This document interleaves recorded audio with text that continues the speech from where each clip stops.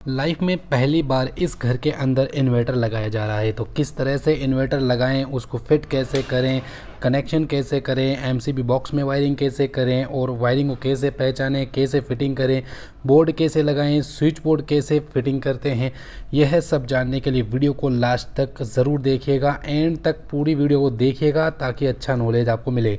Guys ज़रूर से ज़रूर वीडियो को लाइक कर दीजिए क्योंकि आपके इंटरेस्ट के मुताबिक काफ़ी शानदार ये वीडियो है। लास्ट तक ज़रूर देखिएगा, स्टेप बाय स्टेप देखिएगा।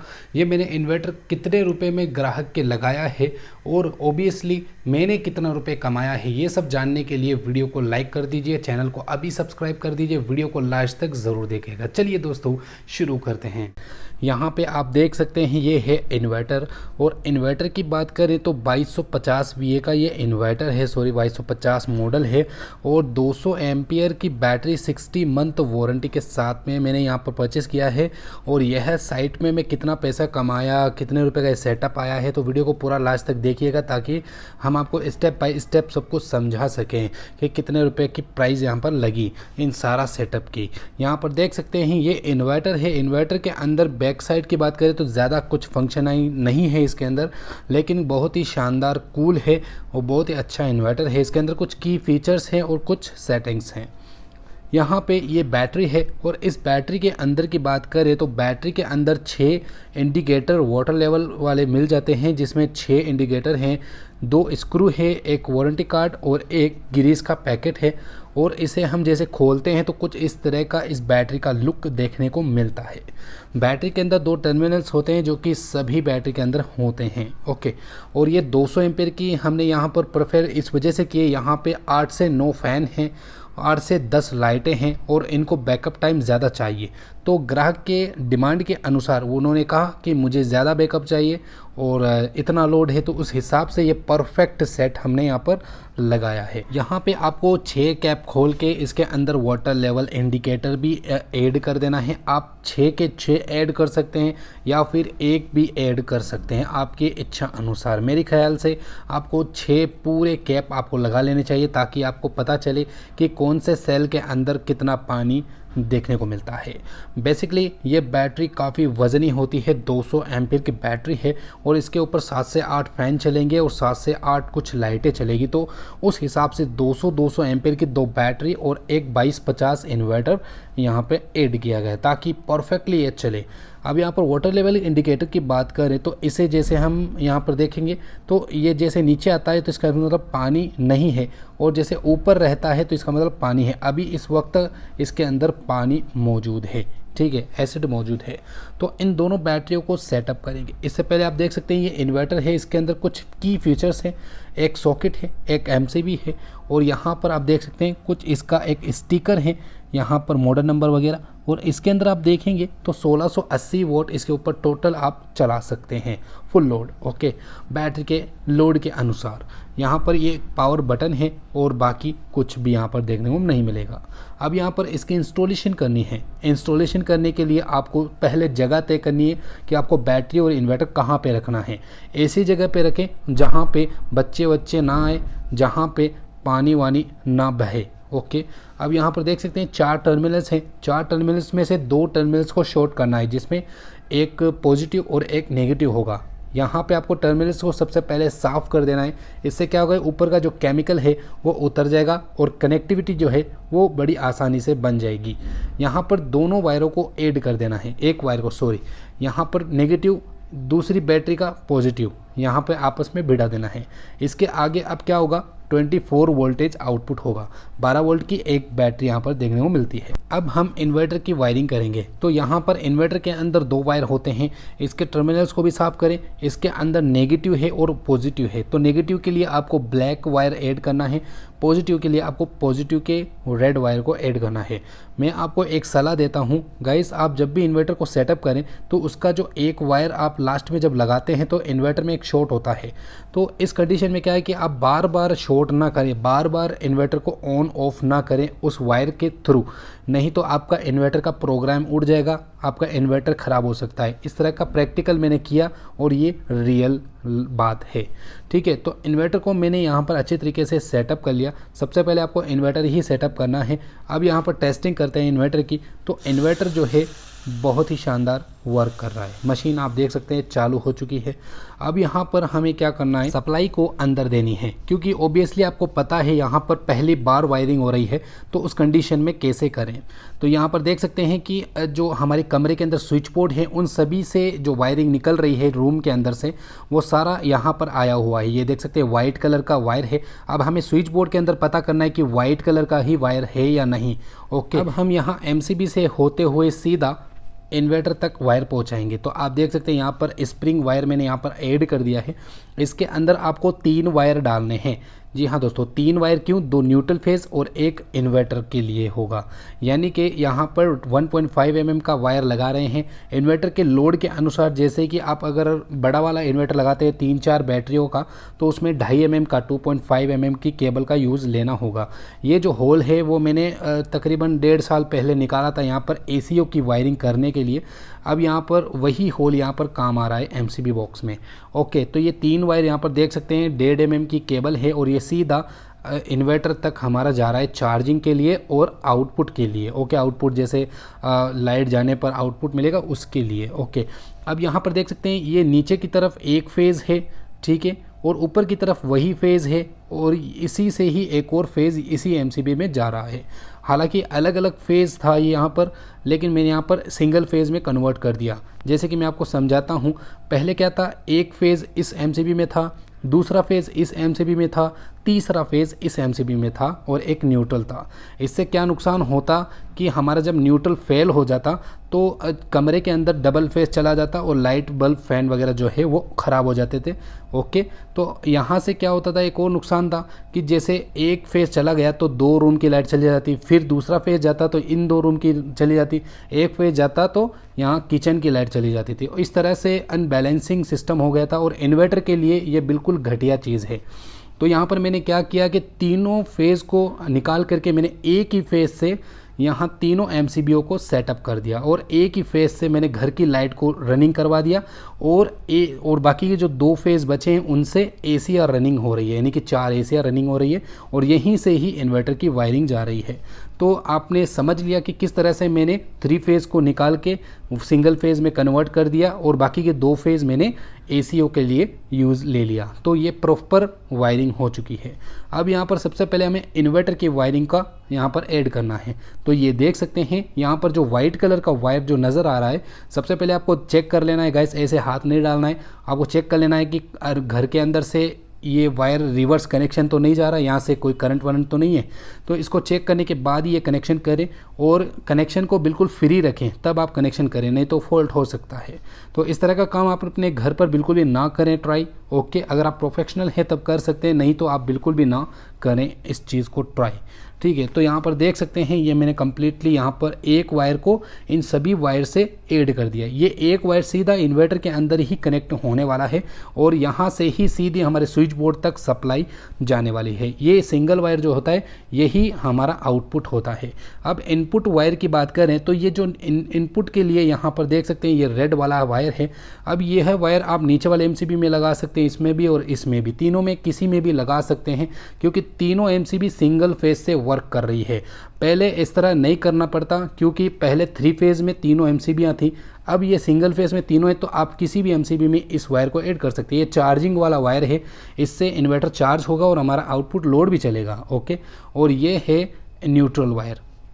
न्यूट्रल वायर बेसिकली कहाँ पे कनेक्ट होता है, MCB बॉक्स के अंदर न्यूट्रल वायर कॉमन होता है। ये न्यूट्रल जो है कम्प्लीटली सभी कमरों के अंदर प्रोवाइड होता है, यहीं से ही सारा घर के अंदर न्यूट्रल पहुंचता है। तो इसी के अंदर आपको कनेक्शन कर देना है न्यूट्रल के, ठीक है, यहाँ पर इस तरीके से। हालांकि यहाँ पर आइसोलेटर लगा हुआ नहीं है, 3 फेज़ का ख़राब हो गया था। तो अब देखो कभी कभी कहीं कहीं ग्राहक के यहाँ पर नहीं होता है कुछ चीज़ें, तो हमें इसी तरह से मैनेज करना पड़ता है, ठीक है ना। तो यहाँ पर ये देख सकते हैं MCB बॉक्स बिल्कुल फाइनल हो चुका है। तीनों वायर मैंने यहाँ पर ऐड कर दिए हैं, जैसे कि देख सकते हैं ये चार्जिंग के लिए न्यूट्रल फेज़ हैं, जो न्यूट्रल और फेज़ के अंदर ऐड किया, और ये आउटपुट कनेक्शन है। अब मुझे पता है कि अंदर 2 वायर जा रहे हैं जो कि रेड कलर के हैं, तो पता कैसे करें कि इन्वर्टर का कौन सा है, चार्जिंग का कौन सा है। तो इसे इस तरीके से खींच के आप अंदर पता करवा सकते हैं, और अंदर कुछ चिन्ह मार्क लगा सकते हैं इस वायर के कि भाई ये इन्वर्टर का ही है। अब आप देख सकते हैं अंदर मैंने वायरिंग को लेके आ गया हूँ। ये देख सकते हैं तीनों वायर यहाँ तक आ चुके हैं।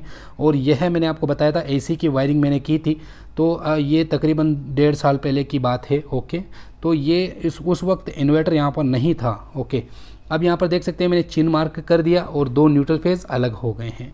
अब आपको फिटिंग करनी है वायरिंग को, मतलब ऐसे ही नहीं छोड़ना है। या तो आप केसिंग पट्टी में लगाएं, या फिर पाइप लगाएं, या फिर ग्राहक को पूछ के जैसे ही आप फिटिंग करना चाहते हैं वैसे ही लगाएं। ओके, और जैसा काम होगा वैसी प्राइस लिस्ट बनेगी। जैसे कि कभी कभी कोई ग्राहक समझ लेते हैं कि इन्वर्टर सेटअप करवाने वाले ही वायरिंग करते हैं और उसी इन्वर्टर के अंदर ही उसका पैसा होता है, मतलब फिटिंग का पैसा होता है। फिटिंग का नहीं होता है गाइस, वायरिंग फिटिंग का पैसा अलग होता है, इलेक्ट्रिशियन अलग लेता है, और इन्वर्टर सेटिंग का पैसा अलग होता है। यानी कि ये जो इन्वर्टर है इसका सेटअप अलग है और वायरिंग का सेटअप अलग है। इन सभी का प्राइस अलग अलग बनता है। कोई ग्राहक ऐसे समझते हैं कि एक साथ ही हो जाता है, नहीं दोस्तों।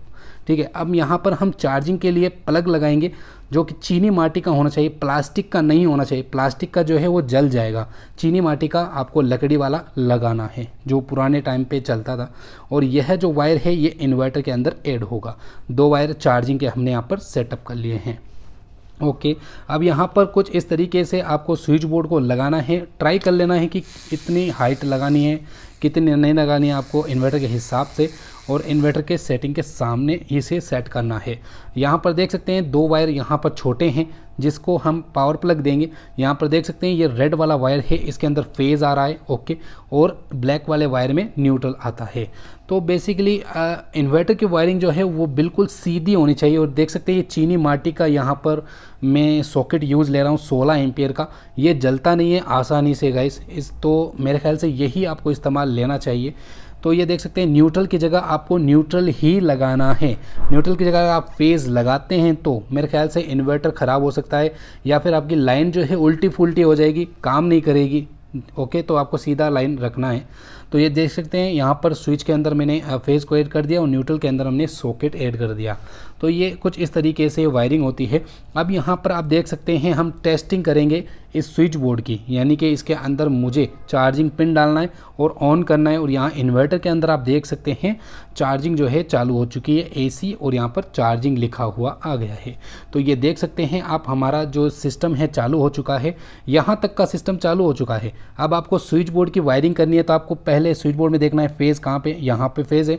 तो आपको क्या करना है कि पहले इन्वर्टर में नहीं डालना है, आपको यह वायर आपको सीधा स्विच बोर्ड में ही डालना है। क्योंकि अब आपको ऊपर जाके कमरों के अंदर वायरिंग करनी है, तो आपको इसी तरह से डायरेक्ट ही रखना है ताकि कोई भी फॉल्ट हो तो इन्वर्टर पे इफेक्ट ना पड़े। तो ये देख सकते हैं इसके अंदर जो फेज़ आ रहा है वो उसी स्विच बोर्ड से आ रहा है जहाँ पे हमने लगाया है। ये देख सकते हैं एक फ़ैन है और एक ट्यूब लाइट है और एक बाथरूम की लाइट है। इस स्विच बोर्ड को कैसे फिटिंग किया जाता है, यहाँ पर मैं आपको एक अच्छा ट्रिक दिखाने वाला हूँ जिससे कि वायरिंग का झमेला ज़्यादा नहीं होगा। यहाँ पर आपको सबसे पहले तय कर लेना है कि कौन कौन से स्विच से फ़ैन चल रहा है, लाइट चल रही है और बाथरूम की लाइट चल रही है, कुछ भी आपको लगाना है। यहाँ पर मुझे 3 स्विच को ऐड करना है। तो आपको क्या करना है कि पॉइंट के वायर जो है निकाल करके तीनों स्विच को एक जगह पे कर देना है। जैसे कि मैं आपको समझाता हूँ, इस वायर का मुझे कोई भी काम नहीं है, मैं यह वायर यहाँ से निकाल दूँगा क्योंकि मुझे यहाँ पर इन्वर्टर जोड़ना है और यह पॉइंट मुझे इन्वर्टर में नहीं जोड़ना है। तो एक वायर मैं यहाँ से निकाल दूँगा, इस वायर को मैं यहाँ से निकाल के साइड करूँगा और इस वायर को निकाल करके मैं इसके सेकंड स्विच में ऐड कर दूँगा। क्योंकि मुझे ये ट्यूबलाइट वाला वायर जो है वो मुझे चाहिए यहाँ पर इन्वर्टर के लिए, तो मैंने यहाँ पर ऐड कर दिया। ओके, इसको मुझे यहाँ पर छोड़ देना है क्योंकि ये इन्वर्टर में नहीं लगाने वाले। यहाँ पर ये देख सकते हैं ये है बाथरूम की लाइट, ये थोड़ा सा आगे एक स्विच छोड़ के आगे है। तो हम क्या करेंगे कि इसको भी बाहर निकाल देंगे और इसके पास वाले एरिया में कनेक्ट कर देंगे। तो तीनों जो इन्वर्टर के कनेक्शन हैं वो करीब करीब हो गए हैं। अब आपको वायरिंग करने में आसानी होगी। अब मैं आपको समझाऊंगा किस तरीके से आसानी हो जाएगी। अब आपको एक यहाँ पर पहले सेटिंग सब कुछ कर लेनी है। अब आपको चाकू ले लेना है और इसी से कट कर देना है। ये देख सकते हैं फेज़ आ रहा है, ये ओबियसली आपको नीचे से आ रहा है। इन्वर्टर में अभी मैंने कनेक्शन नहीं किया क्योंकि यहाँ पर कुछ भी फॉल्ट हो सकता है। अभी हमें कनेक्शन नहीं करना है इन्वर्टर में, डायरेक्ट चेक करना है। यहाँ पर देख सकते हैं ये जो फेज़ आ रहा है इस फेज़ को हम यहाँ से कट कर देंगे, यानी कि तीनों स्विच हमने एक जगह कर लिए इन्वर्टर वाले। तो यहाँ पर चाकू या फिर आप कटर की मदद से, बेहतर होगा कटर की मदद से करें, मैं चाकू से करता हूँ, मेरी आदत है। ओके, तो इस वायर को यहाँ से लूपिंग हटा देना है। लूप वायर जो होता है, फेज़ कनेक्शन जो चलता है परमानेंट, उसको यहाँ से हटा देना है। फिर आपको एक टेस्टिंग करनी है यहाँ पर टेस्टर से। यहाँ पर करंट नहीं आना चाहिए और यहाँ पे आ रहा है, तो यहाँ पर फ्री हो गया है वायर। अब इसको करंट देने के लिए जो इन्वर्टर का वायर होता है, ओबियसली आपको पता है ये इन्वर्टर का वायर है, इसको हम यहाँ पर कनेक्ट करते हैं तो फैन, लाइट और बाथरूम की लाइट तीनों आपस में चालू हो चुकी है। उम्मीद है आपको यह चीज़ और यह वायरिंग जो है काफ़ी अच्छी तरीके से समझ में आ गई होगी। ग्राहक के इसी तरीके से ही आपको काम करना है। ये स्विच बोर्ड बिल्कुल फाइनल हो चुका है। अब मैं आपको छोटा सा एक डैश दिखाता हूँ। यहाँ पर ये देख सकते हैं, अगर स्विच आगे पीछे होते तो कुछ इस तरीके से झमेला टाइप वायरिंग होती, जिसमें थोड़े थोड़े टुकड़े वायर के लगते। अगर आप क्या करेंगे, पॉइंट के वायर को एक ही स्विच में, यानी कि एक साथ स्विच जो होते हैं उनमें लगा दें और यहाँ से वायर निकाल दें, तो इस तरीके से ज़्यादा बेस्ट होगा। आपकी ज़्यादा वायरिंग भी नहीं लगेगी, मेहनत भी नहीं लगेगी ज़्यादा, और प्राइस आपको उतनी ही मिलने वाली है जितनी आप प्राइस लेते हैं इन्वर्टर को फिटिंग करते समय। हालांकि 1000 रुपये भी होते हैं, 1500 रुपये भी होते हैं, 2000 रुपये भी होते हैं।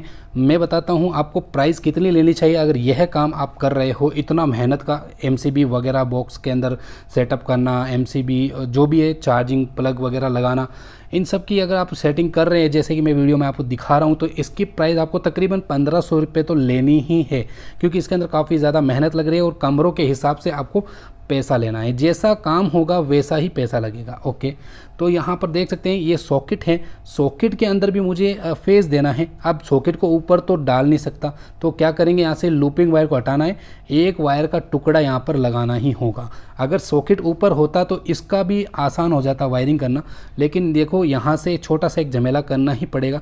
यहाँ से नीचे की तरफ से ऊपर तक मैं एक लूपिंग वायर को खींच दूंगा, छोटा सा टुकड़ा लगा दूंगा। अब यहाँ पर देख सकते हैं इन्वर्टर से जो सॉकेट है वो भी रनिंग करने लग गया है। तो इस तरीके से इन्वर्टर की वायरिंग होती है गाइस। और देख सकते हैं ये एक फ़ैन, एक ट्यूबलाइट और एक बाथरूम की यहाँ पर कनेक्शन है। गाइस मैं चाकू से कर रहा हूँ, आप हंसोगे शायद मेरे ख्याल से, आप कटर से भी कर सकते हैं। मैं छोटी सी मेरी एक आदत है, मैं कुछ भी चीज़ हाथ में होती है उसी से ही मैं कर लेता हूँ। ओके, मुझे जल्दबाजी होती है ना काम की तब। तो ये देख सकते हैं, ये फेज़ जो है हम इसके लूपिंग में ऐड करेंगे तब ही ये वायरिंग वर्क करेगी। गाइस अब मैं आपको बताता हूँ, यह वायर अगर इन्वर्टर में होता और आप वायरिंग कर रहे हो और यह वायर इन्वर्टर से भिड़ गया, यानी कि मेन लाइन से भिड़ गया, तो इन्वर्टर में प्रॉब्लम आ सकती है ना। इसी वजह से मैंने इन्वर्टर में पहले से कनेक्ट नहीं किया, पहले मैंने बोर्ड में कनेक्ट किया, फिर यहाँ इन्वर्टर में। अब एंड में मुझे पता चल जाएगा कोई फॉल्ट नहीं है, फिर लास्ट के अंदर मैं क्या करूँगा, इसको इन्वर्टर में ऐड कर दूंगा। ठीक है, तो ये देख सकते हैं एक लाइन में करंट है और एक में नहीं है, तो उसको करंट देने के लिए आपको ओबियसली यहाँ पर फेज़ जोड़ना होगा। गलती से आप डायरेक्ट फेज़ के अंदर जोड़ देते हैं इन्वर्टर को, तो डायरेक्ट इन्वर्टर ख़राब हो सकता है। तो मैंने आपको समझा दिया कि आपको पहले वायरिंग करते समय डायरेक्ट लाइन को कनेक्ट करना है, इन्वर्टर में नहीं करना है। ओके, तो ये देख सकते हैं स्विच बोर्ड को वापस से हम उसी तरीके से फिटिंग कर रहे हैं जिस तरह से वो थे। ओके, अब यहाँ पर आप देख सकते हैं एक फ़ैन है और एक लाइट है और एक बाथरूम की, हर कमरे में 3 चीज़ें वर्क कर रही है। अब यहाँ पर देख सकते हैं इसमें कुछ भी नहीं करना है, एक स्विच मुझे यहाँ पर इन्वर्टर से करना है। तो आपको क्या करना है, एक स्विच का यहाँ पर लूपिंग हटा देना है और इसके अंदर आपको क्या करना है, सीधा सीधा इन्वर्टर का वायर कनेक्शन कर देना है। अब ये अगर बीच में होता तो आपको काफ़ी झमेला होता, इसलिए ये साइड में कर दिया मैंने पॉइंट, ताकि ये बिल्कुल सिंपल तरीके से वायरिंग हो जाए। तो ये देख सकते हैं हमने ये भी कंप्लीट कर लिया। अब यहाँ पर आप देख सकते हैं ये स्विच बोर्ड है जहाँ से हमने लाइन चालू करी थी। यहाँ से मैं जैसे ही स्विच बंद करता हूँ तो ऊपर की जितने भी लाइटें हैं, मतलब कमरों के अंदर मैंने अभी वायरिंग की है, वो सभी बंद होने चाहिए। एक बार आप ग्राहक से कह दें कि चेक करके आए या खुद चेक करके आ जाए, ठीक है। अगर आपको संतुष्टि होती है तो आप इसको फ्री कर दें वायर को। अब यहाँ पर इन्वर्टर के पीछे देखें कि कहाँ पे फेज़ आ रहा है, इसका भी ख्याल करना पड़ता है। ये देख सकते हैं राइट साइड में बेसिकली फेज़ आ रहा है यहाँ पर इस साइड में, तो उसी साइड में आपको सॉकेट के अंदर, पिन के अंदर आपको वायर लगाना है। आपको इस तरह से लोकेशन ट्रैक कर लेना है। अब यहाँ पर पिन के अंदर देखना है कि क्या लिखा हुआ है, एल लिखा हुआ होना चाहिए, यानी कि फेज़ एल लिखा हुआ होना चाहिए। इसके अंदर आपको वह जो एक वायर बचा है जो हमने स्विच बोर्ड में डायरेक्ट किया था, उसी वायर को आप इसके अंदर ऐड कर दें और टेस्ट कर लें इस तरीके से। ओके, हाँ यहाँ पर फेज़ आ रहा है। अब इसको पैक कर दीजिए। पैक करने के बाद इसे यहाँ पर सेटअप कर दीजिए। सेटअप हो गया, इन्वर्टर वायरिंग हो गई। अब यहाँ पर आप एक बार टेस्टिंग कर लें और बस आपका काम बिल्कुल फाइनल। अगर आप हाई मोड पर रखना चाहते हैं तो हाई चार्जिंग मोड पर भी कर सकते हैं, इको मोड या यूपीएस मोड आपकी इच्छा अनुसार। यूपीएस मोड पे अच्छा रहेगा, इको मोड पे। और ट्यूबलर बैटरी है तो ट्यूबलर मोड पे आपको ऐड करना है। यहाँ पर चार्जिंग स्टार्ट हो चुकी है। अब आप इसके टर्मिनल्स पे ग्रीस लगा दें लास्ट में। ओके, ग्रीस से क्या होगा कि आप कभी ये जो स्क्रू है खोलना चाहेंगे तो आप बड़ी आसानी से खोल सकते हैं और ये गलेगे नहीं, ख़राब नहीं होंगे कभी। ओके, तो स्क्रू अच्छे से आप टाइट भी करिएगा। टाइट अगर अच्छे से नहीं करेंगे तो ये वायरिंग बिल्कुल भी नहीं होगी। अब आपको इसकी प्राइस जाननी है तो डिस्क्रिप्शन में आपको लिंक मिल जाएगा इंस्टाग्राम आईडी का, वहाँ जा कर के इसकी प्राइस लिस्ट जान सकते हैं। ये इन्वर्टर कितने रुपए का मैंने लिया है और यहाँ पर मैंने कितनी मजदूरी यहाँ से ली है, सच्चाई बताऊंगा। ओके, मैंने कितनी मजदूरी ली है, क्या लिया है, कितना रुपए लिया है, सब कुछ मैं आपको इंस्टाग्राम लिंक के थ्रू मैं आपको एक पोस्ट करूंगा, वहाँ पर आप देख सकते हैं सारा कुछ जानकारी। तो ये देख सकते हैं सिंगल फेज़ से ही हमारा पूरा काम चल रहा है। खाली एसी के लिए मैंने 2 फेज़ पर्टिकुलरली अलग ही रख दिया है और 1 फेज़ सिंगल मैं यहाँ पर जो मेल लाइन है उसके लिए रख दिया है। टेप वगैरह अच्छे से टेप कर देने हैं, सब कुछ सेटलमेंट अच्छे से कर देना है गाइस। जो ग्राहक है उनको संतुष्टि होनी चाहिए आपके काम से, तभी आपको पैसा मिलेगा। तो ये देख सकते हैं शानदार तरीके से आपको एमसीबी बॉक्स फिट करने हैं, बस हो गया काम। फ्रेंड्स, आई होप कि आपको यह वीडियो काफ़ी अच्छी तरीके से समझ में आ गई होगी। अगर आपको कुछ बातें समझ में नहीं आई है तो मुझे कमेंट कीजिए। मैं आप सबके कमेंट पढ़ता हूँ, ऐसा नहीं नहीं पढ़ता हूँ, मैं कमेंट पढ़ता हूँ, लेकिन रिप्लाई करने का थोड़ा टाइम नहीं मिलता है। मैं पढ़ता हूँ और उस हिसाब से मैं वीडियो बना देता हूँ। तो चलिए दोस्तों, उम्मीद है आपको पसंद आई होगी। चलिए दोस्तों, बाय बाय।